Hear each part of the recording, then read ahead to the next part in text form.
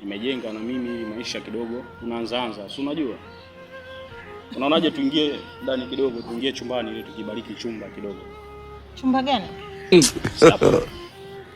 Yaani kweli mpenzi wangu, umetoka Oysterbay, umehamia huku Bagamoyo, bati kwa bati. Ndio unaniambia tu uje ubariki chumba na mimi? Tunabariki kidogo tu. Mimi? Si unajua muda mrefu tujaonana mpenzi wangu. Mimi? Umetoka kwenye nyumba ya ghorofa, uje unilete kwenye maduka haya joto. Mimi kwenye maeneo kama haya kweli? Sehemu kama hii uje uniweke mimi? Lakini mpenzi wangu unajua ndio kwanza naanza maisha, wewe mwenyewe unaelewa. Unajua pale nilikuwa nalipia hela nyingi sana pale. Yaani nimefikia hatua sasa nikaona bora tu nije kwenye kiwanja changu kidogo hapa. Nianzane na hii furusuti ili mradi tu mambo yaende. Nitajenga. Sema kidogo tu, hatochukui muda. Najua kweli kuna joto nini. Naomba nikwambie hivi.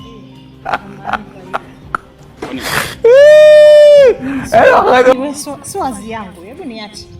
Kwanza ndugu zangu wakisikia eti naishi kwenye nyumba kama hii, mimi dada yao, hivi watanichukuliaje? Sasa kidogo tu afu tunatoka. Kidogo nini? Kidogo nini? Wewe ukaniua huko na joto. Mimi nimezoea feni bwana na AC. Kwa hiyo sehemu kama hizi mtamtafuta wataipu yako. Acha masiala. Mimi sio atuendane kwanza. Kwa hiyo unamaanisha kwamba manake yani kuhamia kwangu umefanya kosa? Hujafanya kosa, wewe jitafute kwanza, alafu ukishajipata utanitafuta. Hello. Mama. Kondo nini sasa? Yaani kwamba unaondoka au? Wewe